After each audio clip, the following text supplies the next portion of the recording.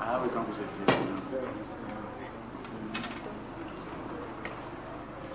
Très bien, très bien.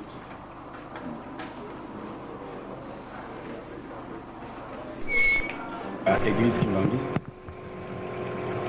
mpona esengo osepelaki na poko na lelo oyamba président ya église réveil bishop Albert Kankezi Mwanambo pe général Soni Kafuta oyo bazali kotambwisa église de réveil sur base ya invitation na yo moko nde boye tosepelaki koya mpona kokutana na yo pamba te église kimbangiste soki toki na koloba likambo etali réveil c'est papa prophète Simo Kimbangu oyo moto bandi réveil na mboka na biso soki tokoloba réveil lelo nous ne pouvons jamais faire semblant comme si ezaki na moto oyo abandaki likambo yango na ntina wana nde tondimaki lelo tosepela toya elongo na président na biso epai na yo mpona kozala quand même premier contact officiel mpona koyeba lolenge kani tokoki koya epai na bino koto lolenge ni mosala ebandaki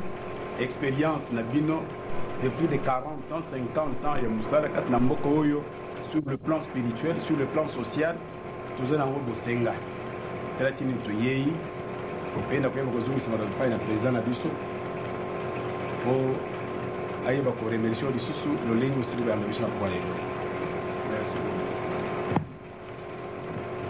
Merci son éminence. Na Congo ya ligue ya ba église de réveil kati na Congo tozo remercier que depuis Zamba élevé yo na place tokomaki mokanda ya kofélicité yo pe tosengaki tokutana tosala connaissance toyeba yango wana toana esengo mingi lelo amoninga na nga général Soni Kafuta na bapaster baakompagne biso mpona koya kosala premier contact ya toyebana tozala na barelation étroite ndenge pasteur awuti koloba kopartage na bino baexpérience na bino boyeba mpe biso bozoyeba biso le miso à distance boyebi biso moko et nous avons une organisation assise, stable, confortable. Autosepolai quand même que l'église Kimbangiste comme étant une église ya Banamboka et que biso peut l'église répète l'église ya Banamboka, c'est église transportée te outie païté Banamboka tout seul musala Namboka to ba no to yebana quand même na bande ko bazali ko sala musala depuis plusieurs années Namboka une quarantaine d'années na biso pe to yebana totala quand même ndenge tokoki kosola mpe mpo na bapartenariat na biso ndenge ni mpe tokosola makambo etali dialogue participation ya baconfession religieuse na kati na dialogue mpo na reconstruction ya mboka na biso do yango wana na moninga nanga général Soni tosepelaki mingi ntango révérend ele bayebisaki biso ke non son éminence asepeli koyamba bino samedi tolobaki toya cette prochainement tokoya na équipe mpe monene élargie. Mais pour l'instant, tout est d'abord, tout peut son mot sur la prise de contact, tout cela, tout y est ban. Voilà, tout remercie de ce soumink. Je crois que le général, par exemple, Moukamoro Baksa, en attendant tout s'étendre à ma solo navus. Merci Mingi. Omoni Natango Papa Tiaki Biso. Toyaki, Totigalaki Kolelae. Na bandeko mais ntango mosusu na occasion wana moya komi présente ezalaki te e toka toza na nzoto ya kristo biso likambo ezwi moto moko ezwi biso nyonso tozalaki ensemble toremercie nzambe na makambo ebele ya liboso ezali ke omona mboka na biso na regroupement religieux tozali à peu près na 7 entité toza na église catholique oyo toyebi histoire na yango euti na Rome toza na église protestante mpe bassemblée de Dieu tomoni histoire euti Londres mpe États-Unis toza na église orthodoxe tomoni euti na Grèce communauté islamique ezali toyebi ke euti na nzela ya maître mais tozali na église ya liboso tolobi ya Seigneur Jésus-Christ par le prophète Simon Kimbangu, église autochtone oyo mwana mboka molimo mosantu ekiteli epe abandi nini mosala. Rôle na ye tomoni fruit na yango surtout sur part ya libération. Omoni un visionnaire eza difficile va comprendre prophétie oyo ntango wana alobaki tobotami nanu te lelo tomoni ezosala nini ekokisana. Alors moto nyonso abengami na nzambe fo aza reconnaissant, l'histoire reste l'histoire. Pe tomoni ke nzambe akufaka te, loka nzambe azokufa te tomoni mosala na ezokende liboso. Ya mibale ezalaki mpona koremercie nzambe mpe kofélicite oyo na ndenge nzambe atie oyo na mokumba monene oyo akotambusa. Ya misato ezali tozali koevolue na kati na mboka mais toyebani te nde mosu na mosika to na kombo. Or toza na point commun nini koloba nini quelque part mboka na biso ekoti na pasi oyo ekoti na mboka nakanisi solution koya na nzambe. Na nzambe aza na barepresentant na ye, bato bazali komona oyo bato baza komona te, mpe bato oyo bazali koyoka oyo bato bazali koyoka te. C'est pour cela ezali ntango oyo biso église bato ya molimo toyeba vraiment na nzela ya mabondeli mpe nzela oyo nzambe akosunga biso koparticipe kofacilite ke mboka oyo ezonga na ndenge nzambe alingi. Nakokopesa exemple moko tomoni na Bible na Tour de Babel confusion ekoti, mais confusion ekotaki mpo na ntina ezalaki na mabe oyo nzambe asepelaki nango te nde akotisi nini confusion. Moto na mokili moyen apesa solution ezaki lokola tozocroire ke solution ekouta na nzambe, il faut recourir na nzambe yango. Nakanisi prochainement ntango nzambe akopermettre biso ntango tomoni bakonzi balobi faut ke baéglise eparticipe na dialogue quelque part là tozali bachrétien mais bacongolais, toza bachrétien bacongolais tokoki korapele histoire te. Tomoni mpe moko ya kufa ya prophète ezalaki mpo na libération nini ya mboka oyo, incompréhension ya vision na message nzambe asa nini apesi, mais loba mosali na nzambe ekosa nini ekokisana.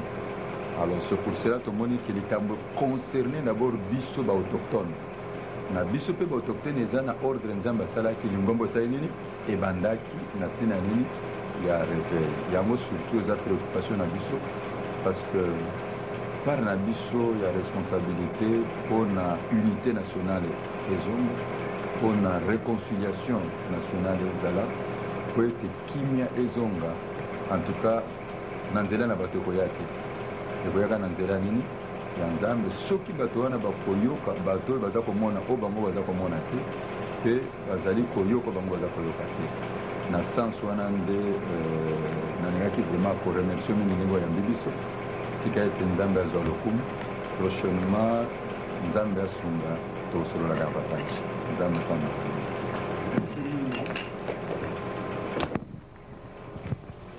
ndenge biso tovandelaka na nkombo ya tata mwana mpe tata molimo santu oyo bino bolakisi bana biso ezali bolingo. Otiki ndako, otiki misala, oye kotala biso. Kotala pe eza ya pamba te, na pasi oyo eza na biso. Pasi oyo ekoyeli biso tokosala ndenge nini yoluka nzambe asalisa biso, alongola biso bapasi oyo toza na yango. Na bino na biso susi ezali kaka se moko oyo nde ezali bolingo ya solo. Toza koluka nani? Tata Simon Kimbangu. Pamba te na maloba na ye na 1921 bakoko na biso bayokaka yango ke ndele akokende na ye mboka ekotikala na biso moko mundele akobongona mutu mwindu akobongona mundele oyo ezali na gauche ekokoma na droite oyo ekoza na droite ekokoma na gauche lelo oyo toza na mpasi po tozongisa makanisi na biso na nsima olobe ete oyo alobelaka biso liboso ye mpe kaka moto akotia kimia na ndenge nini soki tobosani ye kamo mingi oyo okangisa biso okomona tokosala ezali kosimba te po ye alobaki makambo mingi ye azali motindami olobi bien ngomba ya biso moko awa na Congo biso moko tobongisa Congo na biso vraiment occasion ya boye biso tolukaka ngomba la ebele mangomba nyonso toyokana tozala nde liloba moko tosangisa makanisi tobondela mingi po kimia yingela na Congo oyo nyonso tozali komona ntango wana ekozala pamba soki toti nzambe liboso nzambe atalaka mpe biso bato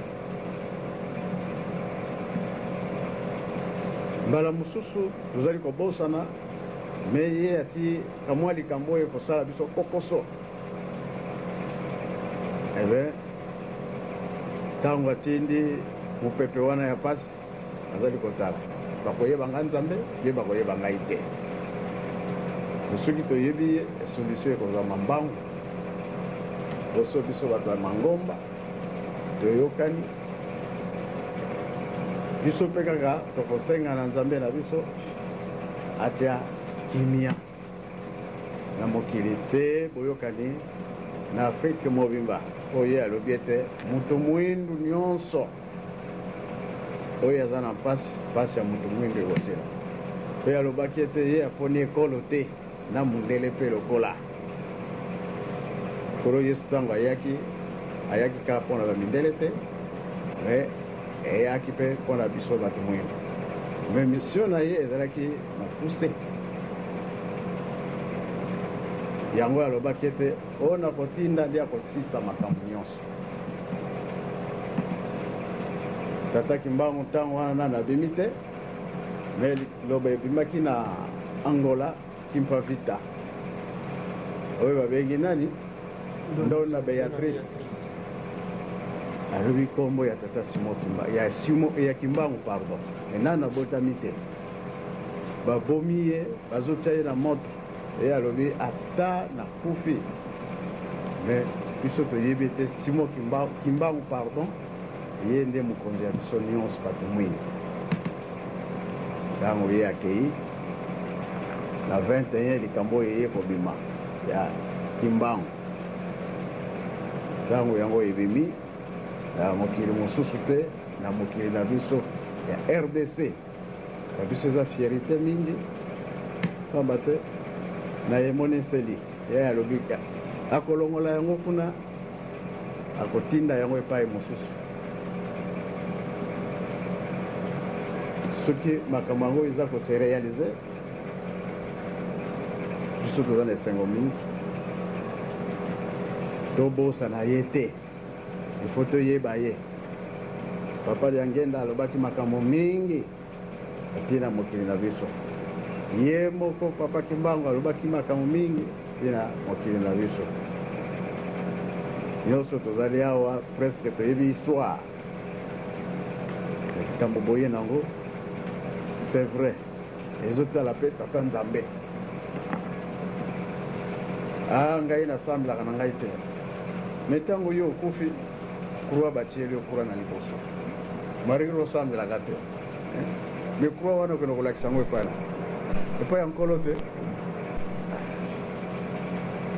moto nyonso oyo akufa kala atieli okura na liboso ke soki osalelaki na solo solo na yo ekolongisa yo soki osalelaki na solo te alomela mpasi me na likambo ya tata nzambe oyo eza nango likambo moke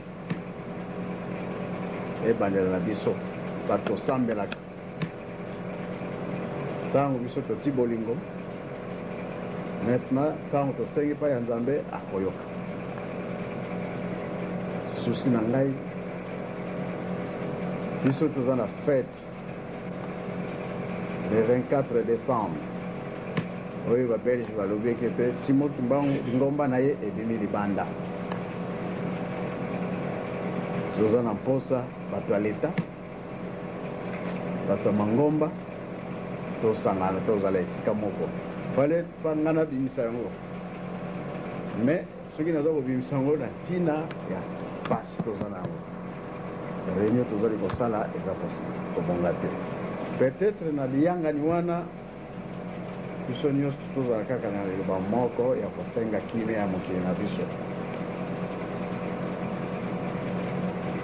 mabe to malamu eza malamu oyo bakozwa moye bakoya na nkamba baye oyo bamonike moye ezali te baye a parce que fete eza ya biso bakimbangisi te topesi bainvitation alors bino mpe boza bana ya kimbangu alors toye tosambeli catholique protestant musulman na mangoma mosusu toinvite bino totie mabondeli totie makambo wana na kati kimia ya mokili na biso bakonzi baza kosala lelo bazala na kimia osi soki kimia ezali te pasi na pasi olingi basala makambo ya kitoko mais entre temps mpona motungisi ezali peuple eza na sengo te alors bino mpe bakonzi ezosala pasi mingi na moto moya kosala malamu ezali te wana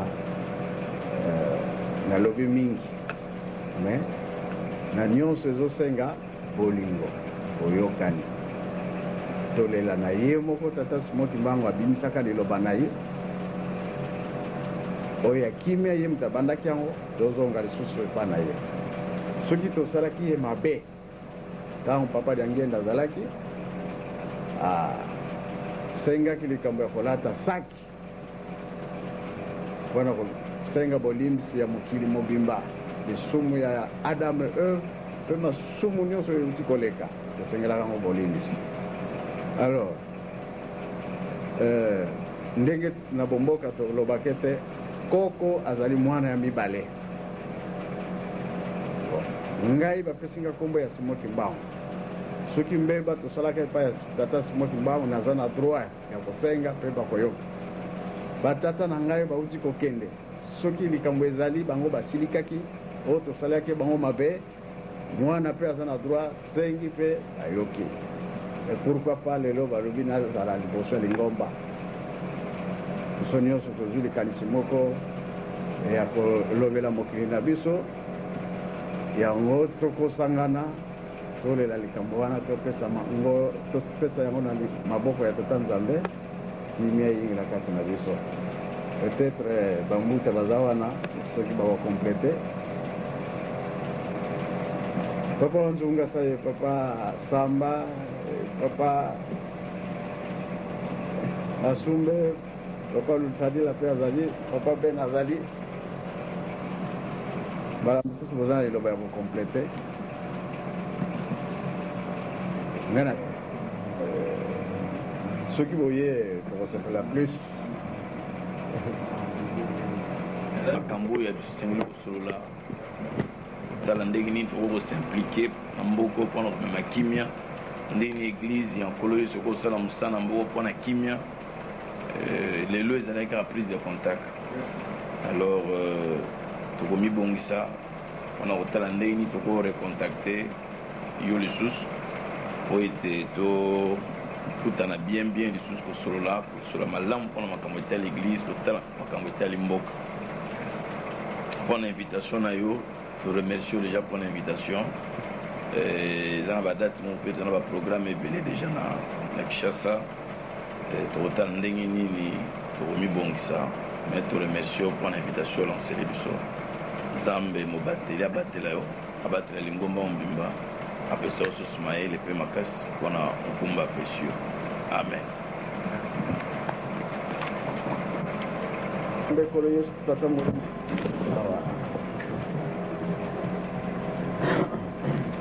Quelles sont vos impressions? Parce qu'avant d'arriver, vous avez une idée sur la personne et maintenant que vous en sortez, qu'est-ce que vous dites? Nous avons été très contents et très ravis de faire sa connaissance. Nous le connaissons à distance et nous avons trouvé un homme serein, un homme posé qui nous a parlé et nous avons eu des échanges de points de vue. Nous en sommes très contents et très fiers. Et avant cette rencontre, comment étaient les relations entre vos communautés chrétiennes et l'église Kimbanguiste? Eh bien, écoutez, évidemment, avant cette rencontre, on ne se connaissait pas très bien. On se connaissait, les relations étaient là, les relations de fraternité, mais bien qu'à distance. Ce sont nos frères, mais aujourd'hui, je crois qu'un plus s'est ajouté à ces rapports. Et ce plus, qu'est-ce que vous avez abordé pour instaurer la paix au pays, la RDC, à notre pays, en tant qu'homme de Dieu? Mais nous avons plus parlé de la rencontre qui avait pour l'ordre du jour un peu la prise de contact. C'était d'abord se connaître et discuter ensemble, mais nous avons quand même essayé superficiellement d'aborder la situation de notre pays et nous avions ensemble, nous sommes tous d'accord que cette situation nécessite l'unité de l'Église et que le pays a besoin de la paix, que le pays a besoin de sortir de cette grande crise. Donc on s'est mis tous d'accord et nous avons même convenu que nous puissions faire différentes rencontres ensemble. Il nous a même proposé d'assister à la grande fête qui aura lieu le 24 décembre pour pouvoir prier pour la nation. Et Général Kafuta, vous pouvez nous donner vos impressions après cet entretien?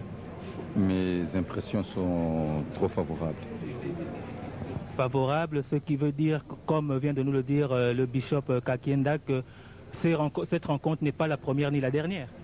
Oui, parce que cela s'est passé dans une communion fraternelle, spirituelle. Et je crois que nous avons tous la même vision de voir ces grands pays bénis dans la paix et l'unité de l'Église. Je crois que c'est trop favorable. Et un mot aux chrétiens qui nous suivent en ce moment? Oui, vous savez, nous sommes des chrétiens, Dieu est amour. Que nous soyons unis dans l'amour, dans le travail et en gardant la loi de l'Éternel. Je vous remercie. Bon, général, s'il vous plaît, qu'est-ce qui vous a beaucoup plus retenu votre attention au cours de ces entretiens que vous avez eu avec le chef spirituel Kimbanguiste? La force spirituelle, le respect de l'autorité spirituelle, le leadership bien posé. Alors, qu'est-ce que particulièrement vous avez à dire aux fidèles kimbanguistes et à la famille chrétienne de la RDC? Leurs 4 points, ils doivent être affermis dans l'amour, qu'ils continuent à garder la loi de l'Éternel, à faire de bonnes œuvres et surtout à respecter l'ordre établi par Dieu. Parce que la force d'une église, c'est la vision et le respect de la doctrine. Donc qu'ils demeurent dans leur doctrine. Ben, général, moi j'ai une question à vous poser. Vous avez été, il y a peu, élevé au titre d'ambassadeur de la paix en Afrique centrale. Effectivement, vous êtes un meneur d'hommes, vous prêchez l'amour, vous êtes un homme inspiré. La paix, vous l'avez toujours chanté, la paix, en RDC, et vous l'avez toujours dit que ce n'est pas un problème d'armes, ce n'est pas un problème d'acharnement de guerre, mais c'est la prière. Mais ici, son éminence Dangene ne cessé de dire que la paix en RDC, en Afrique, et même dans le monde, ne réussira que quand Simba Kimbangu sera mis à sa place. Je ne sais pas qu'est-ce que vous en dites. Vous savez, nous avons des données spirituelles et des données scientifiques. Les données spirituelles répondent à ceux qui ont la foi et les données scientifiques aux cartésiens. Je crois qu'il est difficile de pouvoir donner un jugement de valeur à une prophétie. Pourquoi? Parce que prenons le cas de prophète Simon Kimbangu. En son temps, tout ce qu'il a dit, personne ne pouvait croire. Et aujourd'hui, on voit les effets de la prophétie. Je crois que les hommes spirituels puissent saisir le sens et que Dieu soit loué. Je n'ai pas eu l'occasion d'assister justement à votre entretien avec le chef spirituel kimbanguiste, mais en Kamba, j'ai assisté à la cérémonie de 50 ans de la mort de Papa Simon Kimbangu. Là, il a instruit, même demandé à tout le monde, kimbanguiste ou pas kimbanguiste, de proclamer haut, sans honte ni complexe, que Simon Kimbangu est le Saint-Esprit. Et même ici à Kinshasa, il ne cesse de le dire. Vous êtes un homme inspiré, je ne sais pas, qu'est-ce que vous en dites? Est-ce que vous croyez sincèrement que Simon Kimbangu est le Saint-Esprit? Merci beaucoup. Vous savez, Dieu est esprit, il se révèle et il se manifeste. En termes de révélation, dans la religion, c'est un monde de conscience. La révélation, c'est comme un rêve qu'on a vu. Personne d'autre ne peut y croire, mais vous-même, vous croyez à votre rêve. J'ai mes convictions spirituelles, Jésus-Christ est l'unique sauveur et Seigneur, il est le véritable Dieu. Et le Saint-Esprit est en moi, j'œuvre avec lui. Je vous remercie.